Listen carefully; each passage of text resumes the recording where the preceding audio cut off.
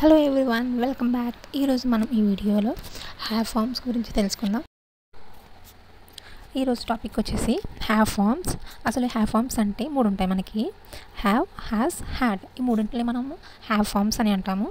ఈ హ్యావ్ ఫార్మ్స్లో మనం ఈరోజు హ్యావ్ గురించి తెలుసుకుందాము. అసలు హ్యావ్ అంటే ఏంటి, హ్యావ్ ఏ టెన్స్ యొక్క హ్యావ్ ఫార్మ్, ఏ సబ్జెక్ట్స్ పక్కన యూస్ చేస్తాం అనేది మనం ఈరోజు వీడియోలో చూద్దాం. సో హ్యావ్ ఫార్మ్ వచ్చేసి ప్రెజెంట్ హ్యావ్ ఫార్మ్ అనమాట. అంటే హ్యావ్ ఒక సెంటెన్స్లో ఉంది అంటే ఆ సెంటెన్స్ ప్రెజెంట్ టెన్స్కి చెందుద్ది అని అర్థము.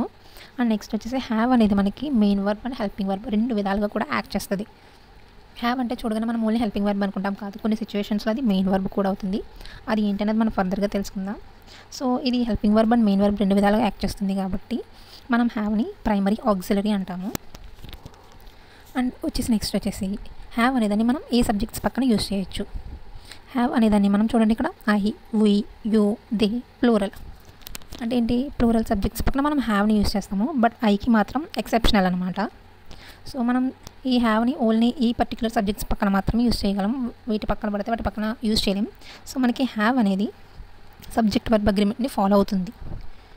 ఎందుకని, హ్యావ్ని మనం ఓన్లీ కొన్ని సబ్జెక్ట్స్ పక్కన మాత్రమే రాయగలం, అన్ని సబ్జెక్ట్స్ పక్కన రాయలేం. కాబట్టి హ్యావ్ అనేది మనకి సబ్జెక్ట్ వర్బ్ అగ్రిమెంట్ని ఫాలో అవుతుంది అని చెప్పచ్చు. అనేది మెయిన్ వర్బ్ ఎక్కడవుతుంది, హెల్పింగ్ వర్బ్ ఎక్కడవుతుంది అనేది చూద్దాం. సో ఇక్కడ చూడండి, హ్యావ్ హెల్పింగ్ వర్బ్ ఎప్పుడవుతుంది అంటే హ్యావ్ పక్కన V3 ఉండాలి, లేదా హ్యావ్ ప్లస్ నాట్ ఉండాలి. ఆ రెండు ఉన్నప్పుడు అంటే ఏంటి, హ్యావ్ పక్కన ఖచ్చితంగా మనం V3ని వాడతాం. హ్యావ్ అని కాదు, హ్యావ్ ఫార్మ్స్ ఎక్కడొచ్చినా సరే వాటి పక్కన ఖచ్చితంగా V3 ఉంటుంది. సో ఆ V3 ఉన్నప్పుడు హ్యావ్ ఫార్మ్స్ అనేవి మనకి హెల్పింగ్ వర్బ్స్ అవుతాయి. So have plus V3 and have plus not ఉన్నా సరే అవి రెండు హ్యావ్ హెల్పింగ్ వర్బ్ యాక్ట్ చేస్తుందని చెప్తుంది. అప్పుడు హ్యావ్ అనేది ఏ టెన్స్ని చెప్పుద్దంటే ప్రజెంట్ పర్ఫెక్ట్ టెన్స్ని చెప్పుద్ది. అంటే ప్రజెంట్ టెన్స్లోనే పర్ఫెక్ట్ టెన్స్ చెప్పుద్ది అనమాట హెల్పింగ్ వర్బ్ అనేది. ఫర్ ఎగ్జాంపుల్ చూస్తే I have done my work అని ఉంది. ఇక్కడ హ్యావ్ అనేది హెల్పింగ్ వర్బ్ అండ్ డన్ అనే మెయిన్ వర్బ్ ఉంది. సో ఇది డన్ అనేది డూ యొక్క V3. సో ఇది మెయిన్ వర్బ్, హ్యావ్ అనేది హెల్పింగ్ వర్బ్. ఎందుకని, హ్యావ్ పక్కన V3 వచ్చింది కాబట్టి ఇక్కడ మనకి హ్యావ్ అనేది హెల్పింగ్ వర్బ్ అవుతుంది. సో అంటే ఏంటి, హ్యావ్ పక్కన V3 ఉన్నా, హ్యావ్ ప్లస్ నాట్ ఉన్నా హ్యావ్ అనేది మనకి హెల్పింగ్ వర్బ్ అవుతుంది. నెక్స్ట్ మెయిన్ వర్బ్ ఎప్పుడు అవుతుంది అంటే హ్యావ్ పక్కన V3 లేనప్పుడు, హ్యావ్ పక్కన నాట్ లేనప్పుడు. అంటే ఎందుకంటే హ్యావ్ పక్కన V3 ఉంటే అది హెల్పింగ్ వర్బ్ అయిపోద్ది, హ్యావ్ ప్లస్ నాట్ ఉన్నా సరే మనకి అది హెల్పింగ్ వర్బ్ అవుద్ది. సో ఈ రెండు కండిషన్స్ లేకపోతే హ్యావ్ అనేది మెయిన్ వర్బ్ అవుతుంది. అలానే హ్యావ్ ప్లస్ డిటర్మైనర్స్ అంటే చూడండి, ఏ, అండ్, ది, సమ్, మెనీ, ఇంకా అలా కొన్ని టర్మ్స్ ఉంటాయి అనమాట. సో వాటిని మనం డిటర్మైనర్స్ అంటాము. ఆ డిటర్మైనర్స్ ఉన్నప్పుడు హ్యావ్ పక్కన అంటే హ్యావ్కి రైట్ హ్యాండ్ సైడ్ ఉన్నప్పుడు అనమాట, అప్పుడు హ్యావ్ అనేది మెయిన్ వర్బ్గా యాక్ట్ చేస్తుంది. హ్యావ్ మెయిన్ వర్బ్ అయినప్పుడు మనకి ఏ టెన్స్ని చెప్పుద్ది అంటే సింపుల్ ప్రెజెంట్ టెన్స్ని చెప్పుద్ది. అలాగే సింపుల్ ప్రెజెంట్ టెన్స్ని చెప్తూ మనకి హ్యావ్ అనేది దేనికి ఈక్వల్ అవుతుంది అంటే హ్యావ్ మెయిన్ వర్బ్ అయినప్పుడు V1కి ఈక్వల్ అవుతుంది.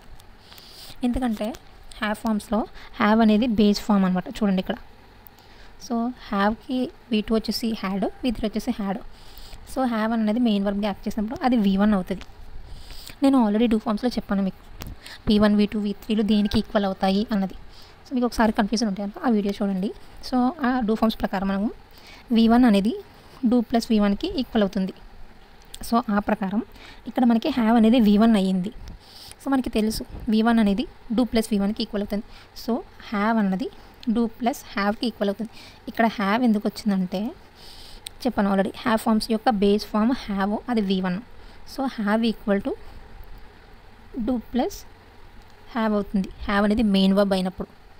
ఇది మనకి చాలా ఇంపార్టెంట్, ఎందుకంటే హెల్పింగ్ వర్బ్గా ఉన్నప్పుడు మనం ఈజీగా ఐడెంటిఫై చేయగలం, కానీ మెయిన్ వర్బ్ అయినప్పుడు అది ఏ వర్బ్ అవుతుంది, అది దేనికి ఈక్వల్ అవుతుంది అనేది మనకి చాలా ఇంపార్టెంట్. సో హ్యావ్ అనేది మనకి డూ ప్లస్ హ్యావ్కి ఈక్వల్ అవుతుంది, ఇది గుర్తుపెట్టుకోవాలి. ఇక్కడ చూడండి, I have a good plan అని ఉంది. ఇక్కడ ఏ అనే డిటర్మైనర్ ఉంది హ్యావ్ పక్కన. సో హ్యావ్ అనేది మనకి ఇక్కడ మెయిన్ వర్బ్ అవుతుంది. అంటే మనకి ఇక్కడ ఈ సెంటెన్స్లో హెల్పింగ్ వర్బ్ ఏం లేనట్టు, ఎందుకంటే హ్యావ్ అనేది మెయిన్ వర్బ్ అవుతుంది. సో కానీ మనం హెల్పింగ్ వర్బ్ ఏం లేనప్పుడు ఒక సెంటెన్స్ ఇచ్చి దానికి ఇంటరాగేటివ్ సెంటెన్స్ కానీ, నెగిటివ్ సెంటెన్స్ కానీ, WH4 క్వశ్చన్ కానీ ప్రిపేర్ చేయమంటే కష్టమైపోతుంది. ఎందుకంటే మనం అవన్నీ కూడా హెల్పింగ్ వర్బ్ బేస్ చేసుకుని చేస్తాం, మెయిన్ వర్బ్తో చేయం కాబట్టి.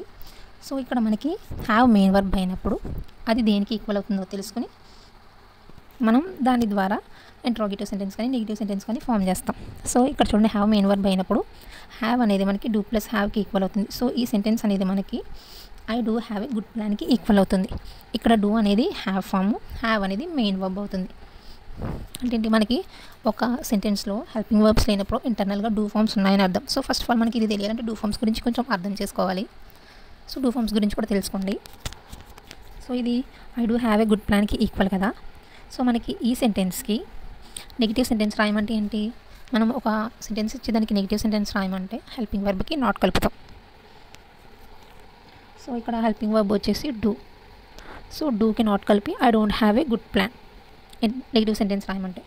ఒకవేళ ఇంటరాగేటివ్ సెంటెన్స్ రాయమంటే హెల్పింగ్ వర్బ్ని ముందుకు తీసుకొచ్చి పక్కన సబ్జెక్ట్, ఆ తర్వాత మెయిన్ వర్బ్ రాస్తాం. సో ఇక్కడ హెల్పింగ్ వర్బ్ వచ్చేసి డూ, డూ పక్కన I subject, next main verb. Do I have a good plan, ఇది ఇంటరాగేటివ్ సెంటెన్స్. సో హ్యావ్ అనేది మెయిన్ వర్బ్ అవుతున్నప్పుడు అది దేనికి ఈక్వల్ అవుతుంది అనేది మనకి చాలా ఇంపార్టెంట్. సో హ్యావ్ అనేది మనకి డూ ప్లస్ హ్యావ్కి ఈక్వల్ అవుతుంది. గురించి మొత్తం అంటే హ్యావ్ ఫామ్స్లో హ్యావ్ గురించి. సో హ్యావ్ అనేది హెల్పింగ్ వర్బ్ అవుతుంది, మెయిన్ వర్బ్ అవుతుంది. మెయిన్ వర్బ్ అయినప్పుడు ఏమవుతుంది. సో ఈ వీడియో కనుక మీకు యూస్ఫుల్గా అనిపిస్తే లైక్ చేసి, షేర్ చేసి, అలాగే ఛానల్ని సబ్స్క్రైబ్ చేసుకోండి. Thank you everyone.